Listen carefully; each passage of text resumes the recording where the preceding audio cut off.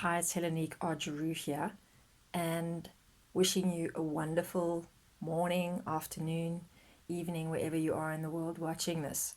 Now, today we're talking about capacity. And capacity is a very interesting subject because it really refers to a variety of areas in life that are being affected when we are looking at the resources that are either inside an individual, maybe in an organization, maybe in an entire system. Now, I want to give you just a little bit of information as a backdrop around my understanding of capacity and why I take it as a topic, and then I'm going to give you a more formal definition, and then I hope to actually inspire you to think of ways where you can actually look at your capacity in life and begin to contemplate ways to expand it and to actually enrich your daily life with activities, tools, and tips on building capacity. Then, of course, there's a whole opportunity for you to actually build this capacity with me in the inner circle, which will be starting very soon, launching at the conferences in Cyprus and in the Netherlands. Now, what's great about the subject of resources is that it starts to really show us that inside we have a certain kind of power base, let's say. An emotional center is a power base that we have that we can restore, we can heal broken emotions, difficult wounds from childhood, and then we can use that emotional resource to actually deal with very critical times in life or difficult moments which might come up as kind of crises or life cycle changes, like when maybe your kids are leaving school and you have maybe empty nest syndrome.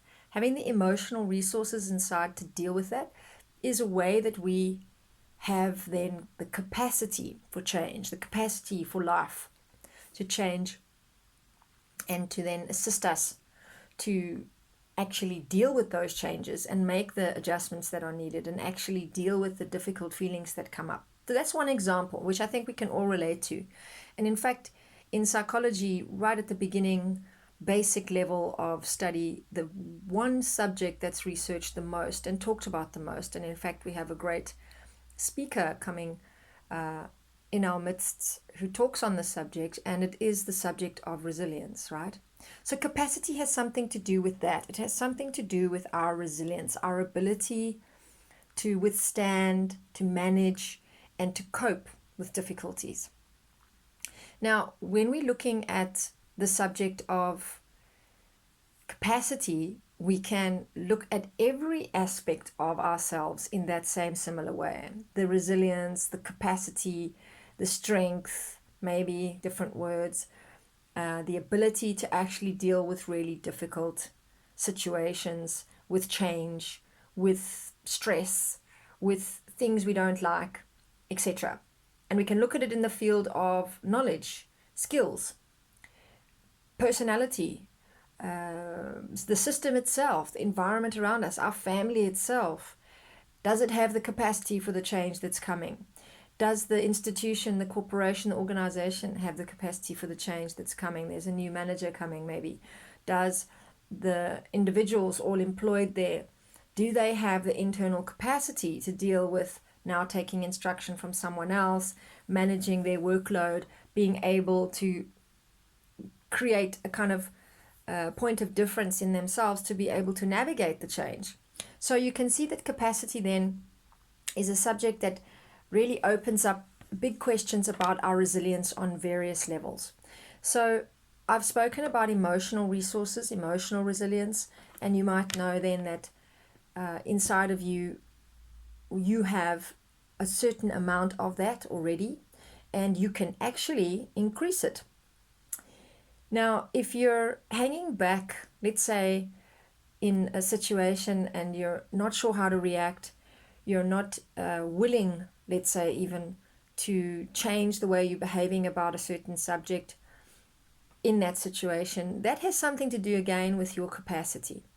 So I want to give you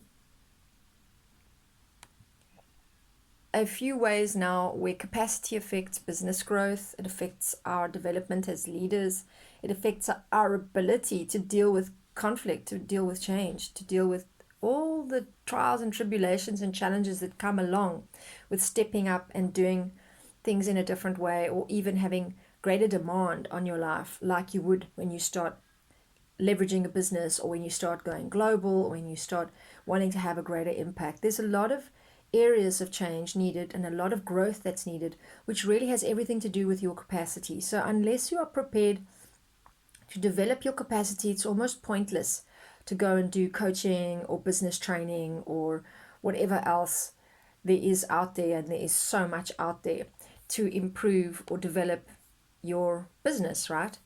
So that inner work of expanding one's ability to deal with challenge is again capacity. And capacity happens in so many different shapes or forms. Welcome to the ladies on the call. I can't see who you are, so if you'd like, type your name in the box for me so I can say hello, and maybe you can even ask a few questions if you like, specific to the subject. So we've got a really powerful ability as human beings to grow and to expand and to actually extend our capacity for things, but it takes a lot of work, right? And I am a great advocate for this inner work to happen inside before it actually happens on the outside. So let's just look at 5 different areas that are demonstrating our capacity in life and how those play out in almost every situation. And before we go there, we're going to talk about the building blocks of capacity in a more definitional kind of way. So capacity building is a process of change, right? And it's about really managing transformations, as I've been saying so far. It's also a long-term process. It's not something that happens short-term. It's not like we need to even talk about capacity if we're referring to just a situation that needs to be handled today until tomorrow and then maybe till the end of the week. We're looking more at a lifetime ability to actually have outcomes and results based on an ability to transform, right? So there's also an internal process, and the situation often can even be driven from within. So we might decide that we want to expand our business and, let's say, go and meet a European circle of women and start networking so that we can actually build alliances and collaborations. And so we drive the change from within. And a organization might also decide to drive change from within itself.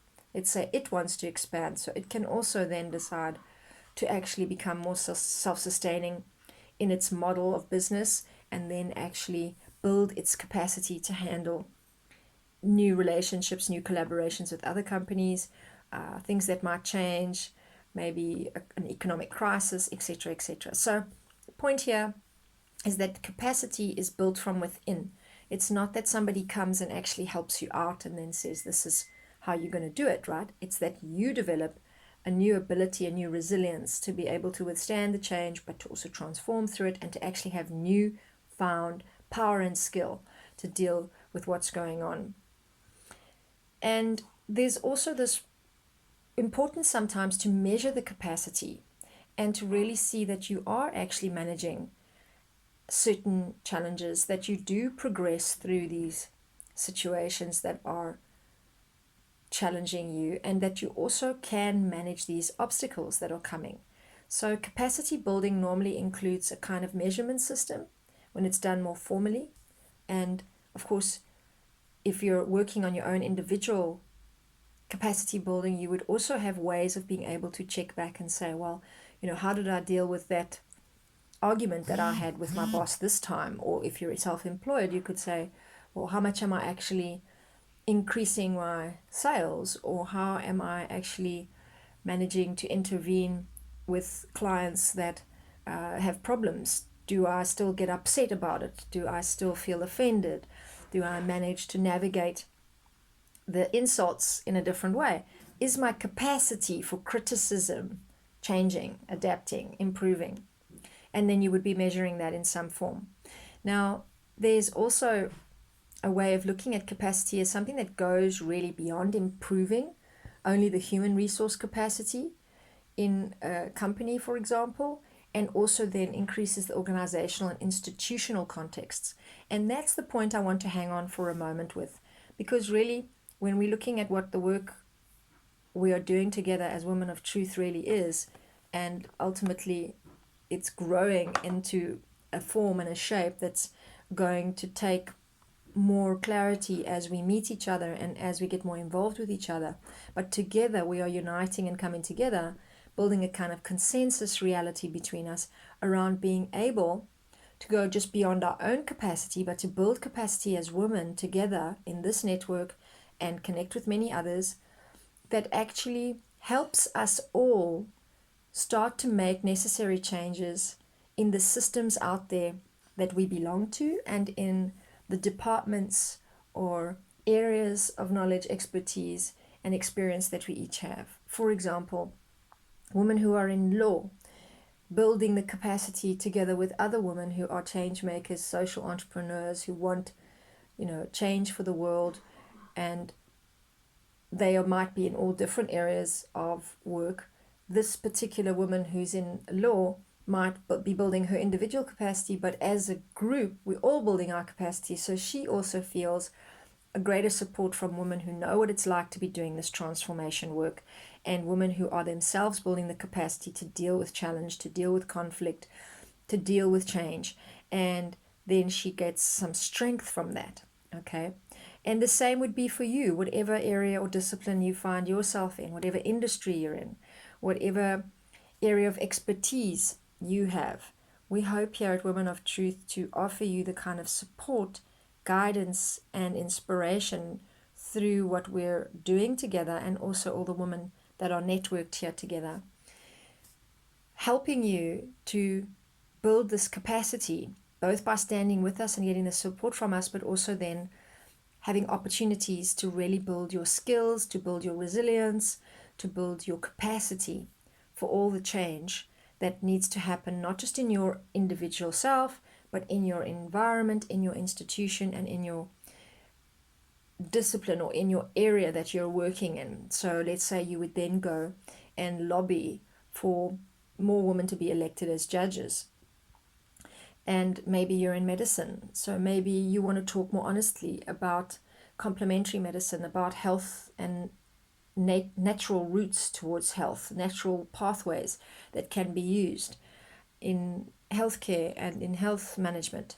And so you would be interested then in making some changes there. Maybe you do a bit of research, maybe you form a group of functional medicine type collaborators, people who are trained in that and who are medical doctors, and you build the capacity to actually make some of these changes, but then you're also building capacity out there in the traditional medical system to begin to become more inclusive of these things. So you would be lobbying for this kind of change, and then that makes you the change maker that we love to see, that we celebrate, that we support, that we help and inspire to go further, and also then the one who is helping to build capacity in this institutional organization, the systems that be out there in the world. Now, most of you have come across the Dalai Lama, I imagine, and maybe you did see his peace talk many years ago where he talked about the modern woman being the one who is going to change the world systems because she has the knowledge and the compassion. And that's what this group was inspired by. That's what these conferences are inspired by. And that's what we are offering you support and help to do in the inner circle, is to become the woman that can make some necessary change out there in the world. And it doesn't have to be huge. It doesn't have to be small. It can be whatever you choose it to be, but it's to have impact out there with what you're doing and for us to help you do that. And we're very excited about it. And there are some great offerings for it. And we talk a lot about our 4-step formula. I call it the leading edge formula. And it is capacity visibility, credibility, and integrity. And with those 4 steps, we believe and we are supporting you to actually make powerful change in yourself and out there in the world that the world absolutely needs. We cannot go on with the old systems, and so we have to rebuild them and introduce new ones. So to finish off today, I want to give you my 5 areas where I think capacity is very easily understood, right? Because we've talked now about what it is, how it manifests, how it works, how broad it is, a little bit of the inner workings, the mechanism, and I've given you a definition from the areas or disciplines out there and how capacity can function both in business growth and in personal development. But now I'm just going to give you the 5 core capabilities that we have as human beings. And at the beginning, I mentioned something about emotional resourcing and emotional resilience. And that's definitely a great example for all of us, because I think that's where we feel often our capacity being short-lived or struggling in our capacity is when we are struggling emotionally. So there already we can see that. That's why I mentioned it as a good example. But really there are 5 areas.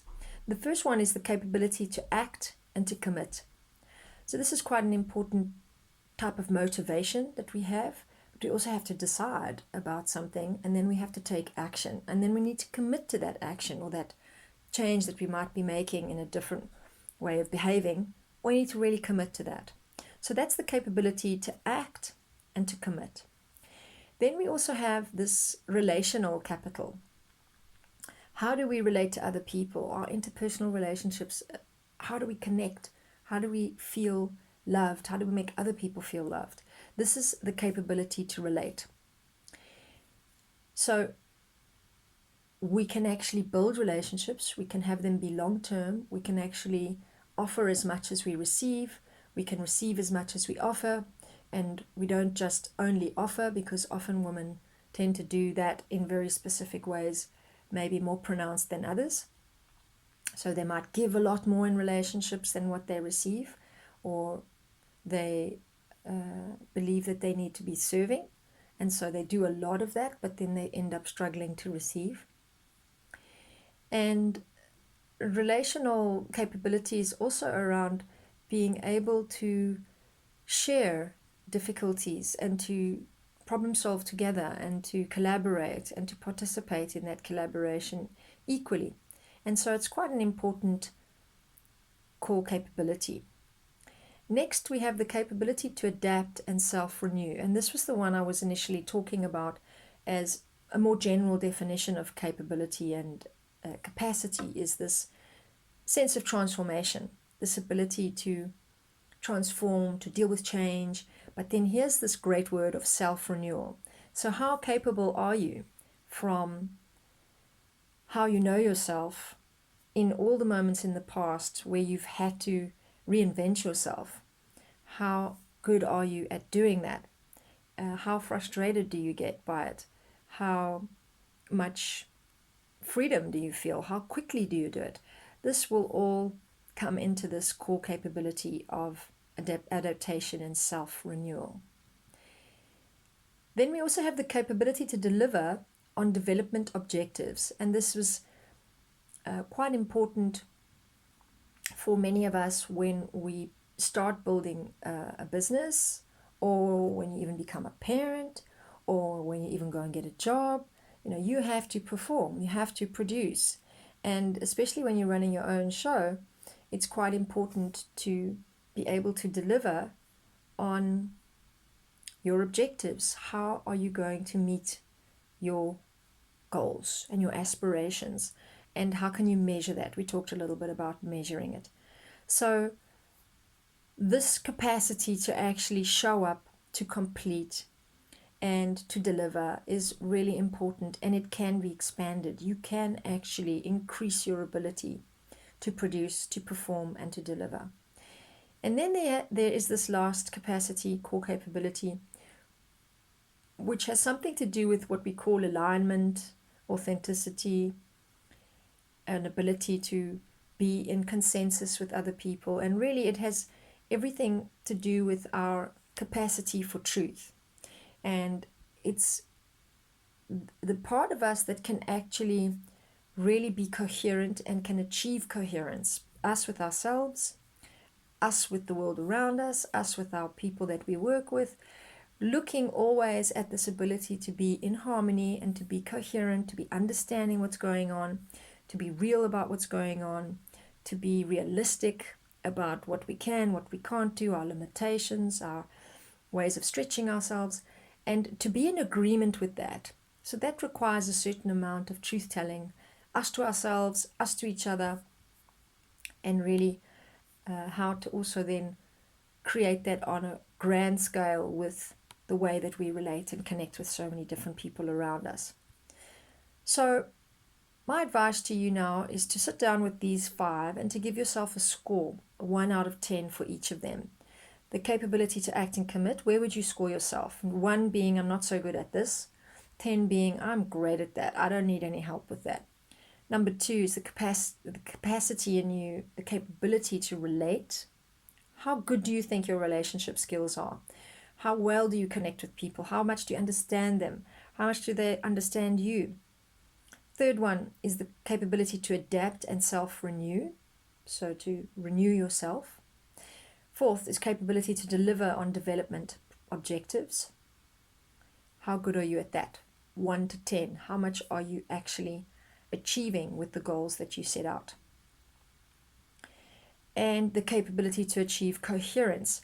How much harmony, understanding, coherence, consensus do you have with what's going on around you and what's sitting inside of you? How clear are you? 1 out of 10. And if you have a score under 50 on any of these, it's definitely something to put high on your agenda. Even if you have a score anything under 70, I would recommend the Inner Circle or capacity building workshops, trainings, where you can actually start looking at ways to learn more about leadership, to learn more about time planning, to work out your life, work balance, to start knowing yourself a little bit better, what your limits are, what your struggles are that you can actually improve upon, and starting to take action on these.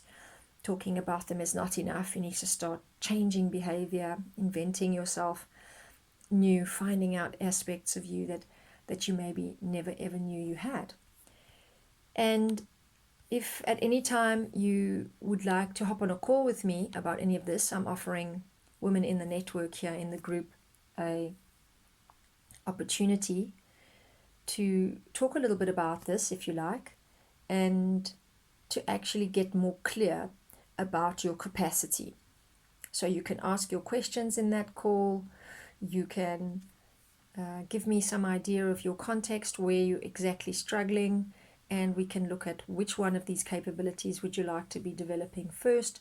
And then, of course, there are continuously processes and suggested pathways for you to be developing a lot of areas of capability, but also very specific skills that are going to help you manage change and transformation in your life and around you in the world.